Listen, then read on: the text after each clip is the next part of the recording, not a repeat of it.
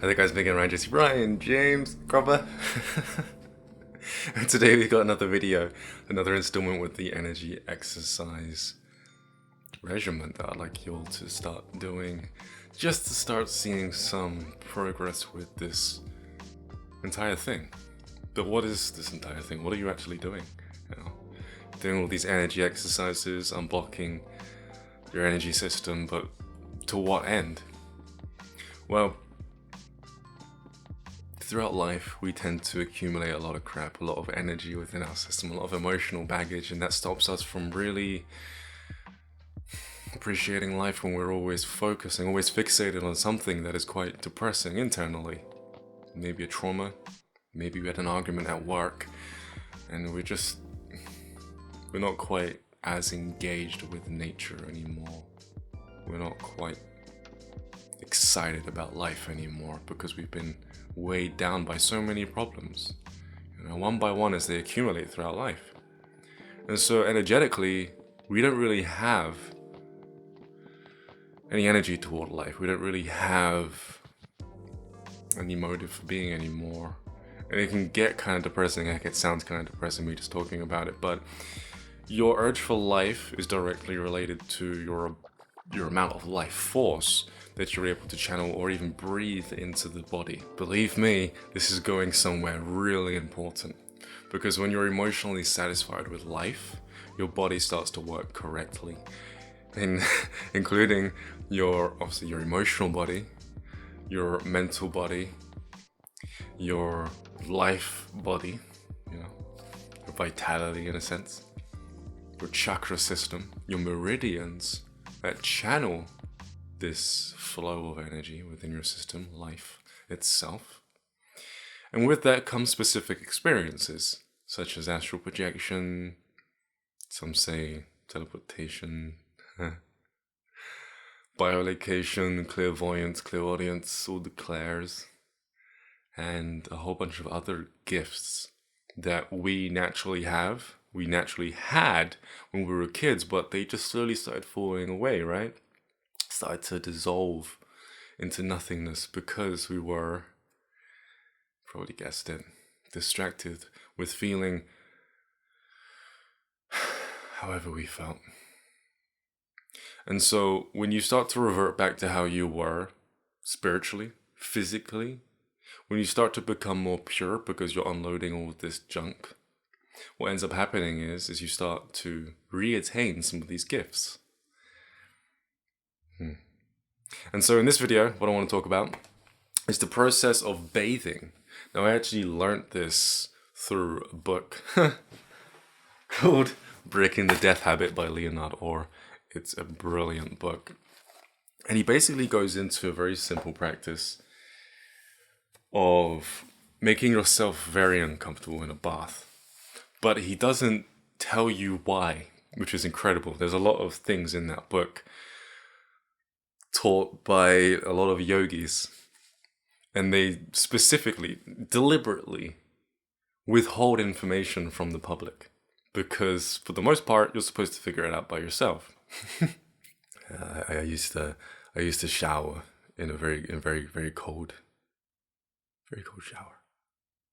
And I used to force myself under there to the point where I noticed that I could only be miserable or upset or in resistance to that experience for so long, until eventually my mind decided to coach myself through it. Until eventually I made it okay. Humans' consciousness has a breaking point. It can't stay frustrated or angry for an indefinite period of time, let alone an hour. It'll eventually change into a different form. And so there are many other meditations like this. I think they call it Vinasapa meditation, where they get you to sit with your legs crossed upright for an extended period of time to the point where you start feeling pain, and you're supposed to become the pain, right? Some say that after this experience, they become very joyful, very happy, especially after some number of days. And there's a reason for that. It's because when you're sitting through pain or some kind of uncomfortable experience, what ends up happening is you have no choice but to see yourself through that experience of pain or grief, or jealousy, or anger, or resentment, any kind of negative vibration, eventually, if you sit in it, you will revert to a much more comfortable state. Because by default, naturally, we're all happy people. We are all divine people. It's kind of weird seeing negativity nowadays from everything that I've learned throughout the past few weeks. Because I've been doing these meditations, and that's why there's been a little dry spell on my social media here and there. It's because it brings up a whole bunch of stuff. And sometimes you might not be able to enter into the world when you start dealing with these toxic parts of yourself, when you start to really dig deep and start bringing it up to the surface to sit in. You become a little different. And so booking time off before you start doing these practices would be smart. And, with all these things having this one aspect in common, which is just sitting there and letting yourself feel the emotions, not observing the emotion, because that's not the same thing, not being aware of it, that's basically you keeping your distance. You're aware of it, keeping your distance, but you're not willing to dip your toe in it. You're not willing to actually become the frequency, the emotion. You're not willing to become the monster that you need to become in order to change your mind as the monster. It's kind of like a shadow integration in a sense, because you do become these negative sides of yourself to quite an extent. And the whole point of a shadow integration is to become that part of yourself to such an extent by which where you're able to then change your mind as the shadow, which will then change the behavior of this shadow self. Because every now and then a shadow will just chime in and kind of ruin your life. It's a long story, but I don't want to go into shadows. In this video, this is about purification, getting rid of these negative feelings that you're sitting in. And so Leonard, he doesn't say to make the environment uncomfortable. That's just something I like to do. You can do this in many ways. You run yourself a hot bath, not so hot that you scald your skin, but hot enough to the point where it's very uncomfortable for you to breathe to an extent. Obviously, don't put your head right underneath the water and start covering your face, but like this is enough. You're gonna get agitated. That's great. That agitation will trigger patterns of agitation that you've been slipping in and out of throughout your life. Let yourself feel it. Let yourself have a panic attack if you can. I had so many panic attacks during this stage. There were moments where I actually thought I was going to die, And I would sit in that feeling, accept the fact that I feel like I'm going to die, and I would feel like I'm about to black out. And it felt like I was dying to quite an extent, sometimes all the way.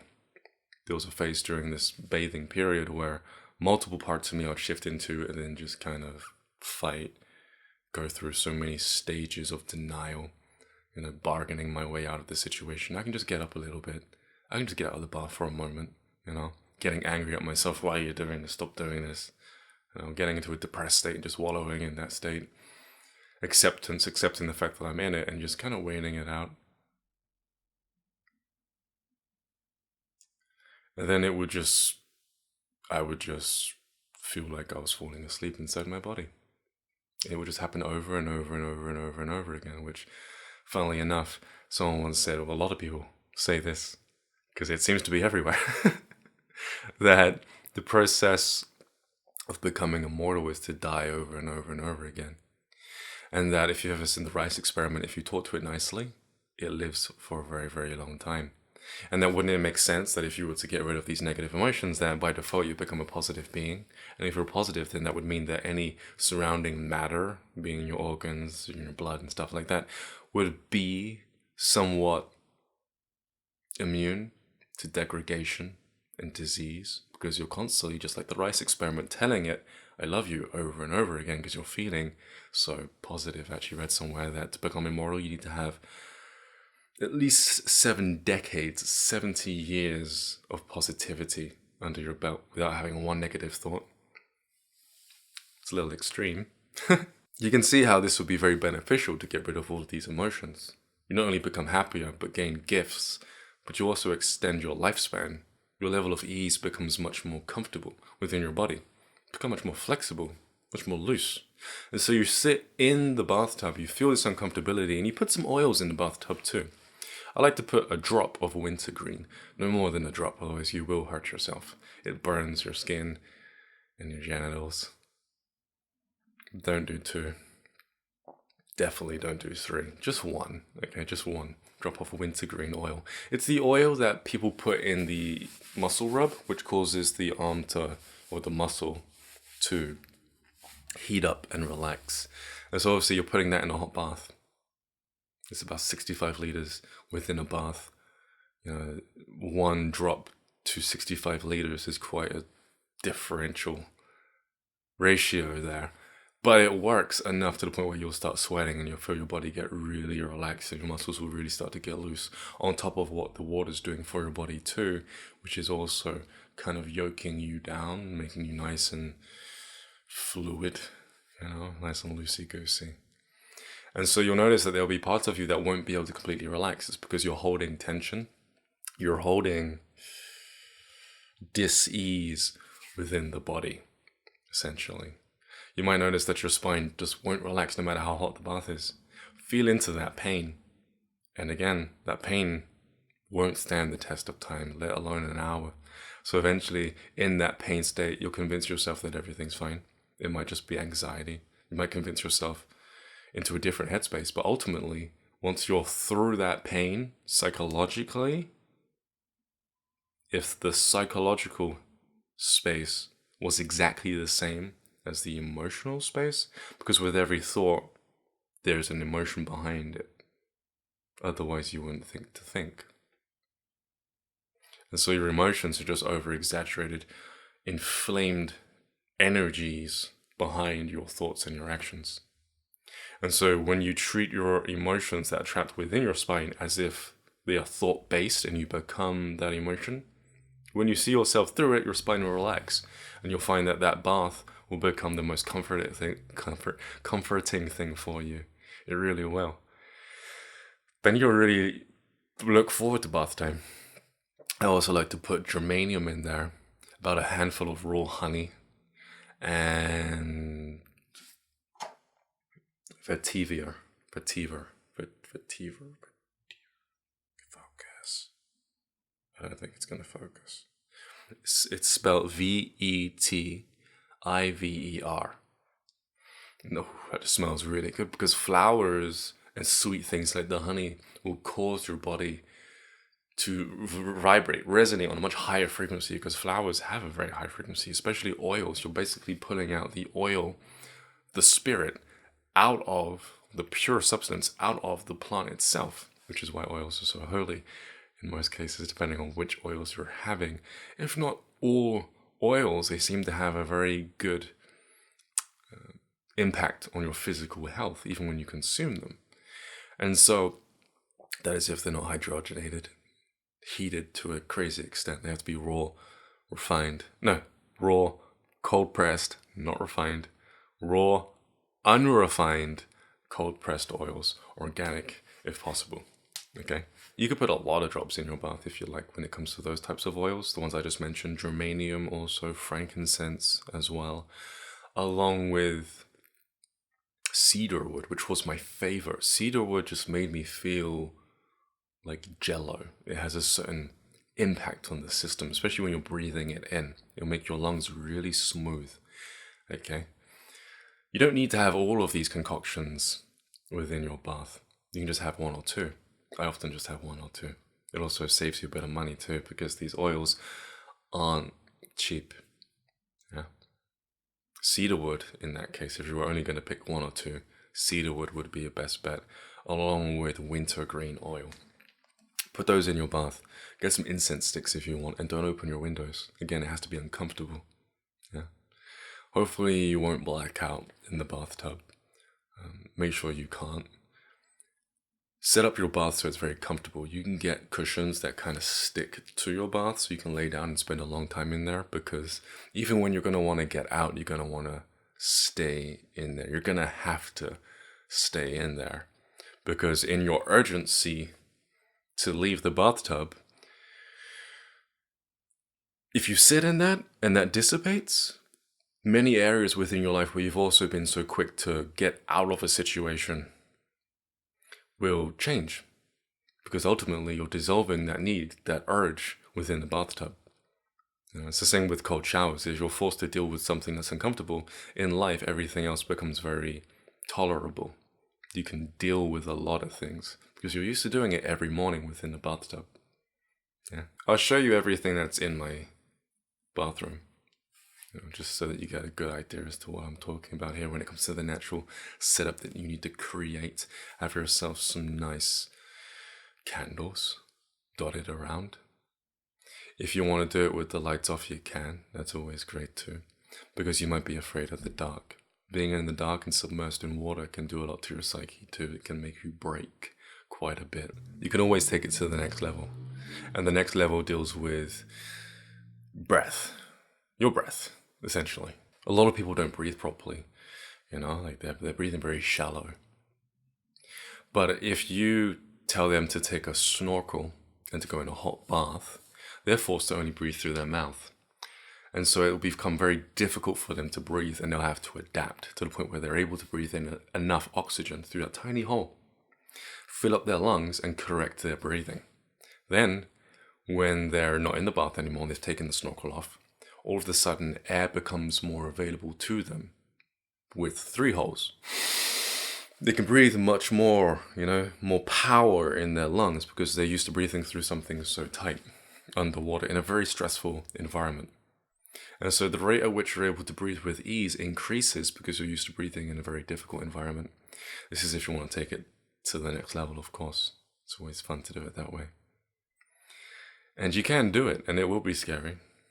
I mean, maybe not if you've done this kind of thing before, but if you've never done this kind of thing before, it could be scary. Don't worry about it.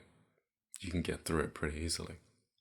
You just got to be willing to really tear yourself down, to really go to that dark place, to really have that panic attack. There might be a moment or a period within your life whilst doing these exercises where you just start to have breakdowns. I couldn't make videos for a while because every time I tried to, I'd break down crying. And it's just what happens. When you start getting raw with yourself and you start letting yourself feel emotions that you haven't felt before, the pathway to those emotions become quite wide. And so it becomes very difficult once again to interact with the world because everything is so ripe. Give yourself patience and time. Let yourself feel these feelings, let yourself break down, and eventually you'll feel safe and okay again to start speaking to people and to start interacting with the world. You will get there. You're just basically going back to a kind of infancy state where you might not be ready to enter the world because you're so damaged and you need to heal. And so once you're done healing, you'll be able to walk back out into the world by yourself, gradually, doing the things you usually do, but better because you're cleaner because of it. And so this is how you would do the bath exercise. Okay, this is a purification ritual. It's designed like this specifically to allow you to feel into your emotions simply by using external stimuli to trigger an uncomfortable state, which will then trigger patterns of uncomfortability within your system. This will get you on the right road when it comes to bringing out these emotions in a much more intense fashion. There are other ways of dealing with this flow state that you're going to be putting yourself in where you're constantly dredging up stuff. But we don't have time to talk about it right now because I want to make this just one video. I'm Ryan JC Ryan James Cropper. Try it out and I'll speak to you pretty soon. Oh, and if I haven't mentioned something, if I've forgotten to mention something in this video pertaining to bathing, don't worry about it. I'll just put it in another video. This is all one series anyway. Speak to you pretty soon. Peace. Okay, so this is my bathroom. As you can see there, that goes on right there, the headrest goes on here, and I just chill out for hours. I'm talking 4 to 6 hours. You have to do it for a long time because then stuff's really gonna come up. And you can refill the bath if you want, if it gets cold. It's entirely up to you. Over here, I have the oils that I was mentioning. I put natural vitamin E oil in there sometimes, just on my skin. Wintergreen. I don't put tea tree in there though. I don't do that. It's important that when you're doing this that you have a glass of water next to you. Now, there's a very specific reason. You might think it's because you might become dehydrated because of all the heat, but it's not. If you figure it out, let me know, okay? I know what it is, but I just want to see if you guys get to figure it out. And you'll need a jug, because at the end of every bath session, it's always good to take your body parts, and then just pour water from the bath on your limbs, your arms, your hands, your feet. Stand up, do it on your face, and do it gently, very gently, especially on your throat, up your face, because that will clear. The running water gently clears your energy system. And after a very intense session of emotional upbringing or upheaving, you're gonna need something to cool you down, energetically speaking. Also, some tea lights. Just get some of these. Now these obviously heat up at the bottom, so it wouldn't be smart to light something like this up on wood. I like to put them on top of any container, glass container, or my jars, or even along the bottom of my place here, just there. This right here is an oil burner. It's very good. You put these oils on top, like 2-3 drops, dilute it with water, it's very important, and then you put a candle inside and the heat will cause it to vaporize and fill up the air. Alright, so yes, pretty much all you need. Oh wait, almost forgot about this. You guys probably thought I was joking, huh? No, I'm not joking. This is literally snorkeling gear. Let me just open it up and show you guys really what this looks like, especially the mask. And this is a high quality one. It didn't cost much, which is pretty cool. As you can see, it literally blocks your ability to breathe through your nose, and so it can feel like you're suffocating if you're not used to just breathing through your mouth. Kind of reminds me of Batman. And it comes with the actual snorkel too, which this is really good, because if you accidentally fall asleep and the end goes into the water, you don't suck up a whole bunch of fluid. It's got this piece in here. Can you hear that? You can see it too, it's red. See that? Which what happens when I tip it upside down.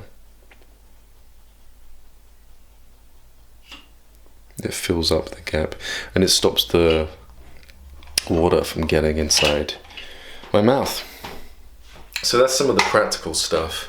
Now I'm going to get into some of the more psychological stuff in regard to emotions and why you need to start addressing specific areas of your life. Otherwise you'll get to a point where it all gets on top of you and you'll basically have a midlife crisis.